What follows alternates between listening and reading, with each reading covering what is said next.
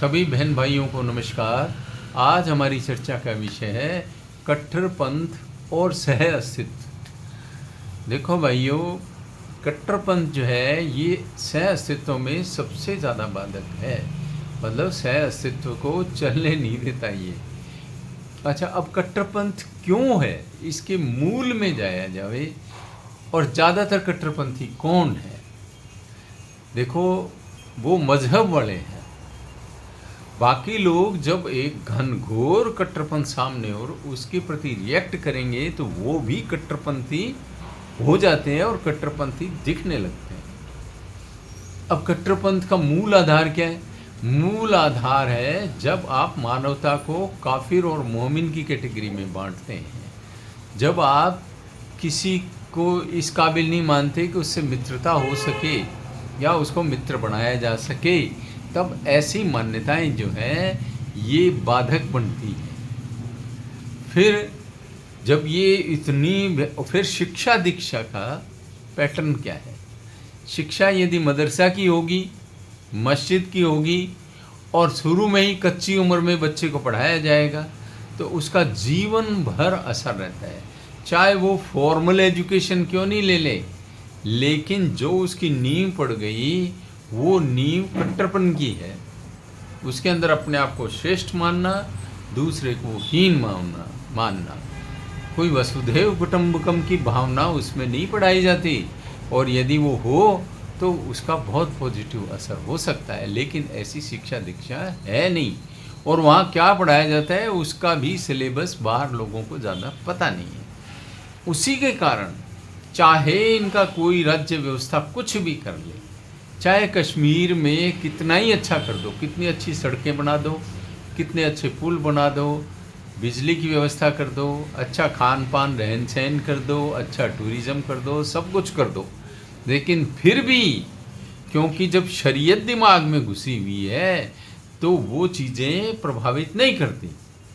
एक तरफ पाकिस्तान ऑक्यूपाइड कश्मीर है जिसे वो आज़ाद कश्मीर कहते हैं, जहाँ लोग भूखों मर रहे हैं और भारत में मिलने की बातें कर रहे हैं और वहाँ उनसे वो संघर्ष भी कर रहे हैं, तो भी क्या है कि इसके बावजूद भी इधर वाले कश्मीर के लोग नहीं समझ रहे और उनमें पाकिस्तान जिंदाबाद के नारे लगाए जाते हैं। आप देखिए, बांग्लादेश है, बांग्लादेश में भारत ने उसे आज़ाद करवाया, भारतीयों ने अपना खून दिया, इसके बावजूद भी वहाँ क्या हुआ? जो बंग बंधु थे उनकी मूर्ति को तोड़ा गया, उसका अपमान किया गया, और अभी एक मज़ार को तोड़ा गया। मज़ार को, सूफी संत की मज़ार को खोद करके और उसका मुर्दा निकाल करके और उसे जलाया गया। ये ढाका की घटना है। तो अब ये बताओ, और भारत में मज़ारें बनाई जा रही हैं लैंड जिहाद के लिए, ज़मीन को रोकने के लिए, तो ये कैसी विचारधारा है? अब दूसरी तरफ अभी हजरत बल में जो पट्टिका लगी हुई थी उसके ऊपर अशोक स्तंभ को मिटाने के लिए तोड़फोड़ की जा रही है, शोर शराबा किया जा रहा है। अरे भाई, फिर तो नोटों के ऊपर जो है वहाँ भी अशोक स्तंभ है और पासपोर्ट के ऊपर भी अशोक स्तंभ है और खुद की भी फ़ोटो खिंचवानी पड़ती है, तो क्या खुद के चेहरे को भी तोड़फोड़ करोगे? वो भी तो जगह जगह फ़ोटो खिंचवानी पड़ती हैं। तो ये कैसी मानसिकता है? ये बात समझ में आने वाली नहीं है भाइयों, और ये कट्टरपंथ का मूल आधार समझना होगा। देहरादून में, उत्तराखंड में मज़ारें बनाई जा रही हैं, बोलो। अच्छा, फिर मैंने जो कहा इनके मूल मजहब में क्या है? मजहब में, इनके राष्ट्र में तो ये उम्मा है। यूरोप में क्या तकलीफ है?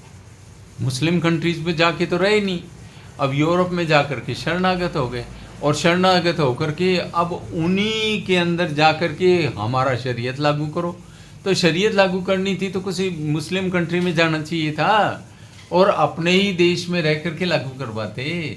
वहाँ तो तुम मेहमान हो, उन्होंने तुम्हें दया करके बसाया है अपने बीच में, और वहाँ तुम ऐसी बात करते हो। तो ये विचारधारा, जीवन दर्शन, मजहब की मान्यताओं के अंदर ही अंतर्निहित कट्टरपन होता है, और वही कट्टरपन मानव जाति के सह अस्तित्व की धारणा के विरुद्ध सिद्ध होता है और आपस में मिलजुल के लोग नहीं रह पाते।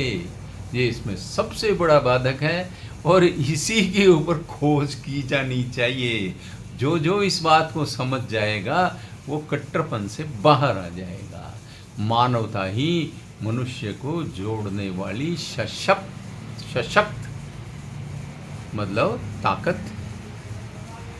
तो आप लोगों ने सुना, आपको बहुत बहुत धन्यवाद। आपको पसंद आए तो लाइक शेयर एंड सब्सक्राइब कर देना और कमेंट भी देना कि कट्टरपन किसी में क्यों है और किसी में नहीं है। जैसे पारसियों में नहीं है, जैनों में नहीं है, सिखों में नहीं है, उस तरह का थोड़ा बहुत तो सब में होता ही है, लेकिन उस तरह का नहीं है कि कोई एग्जिस्ट नहीं कर पाए।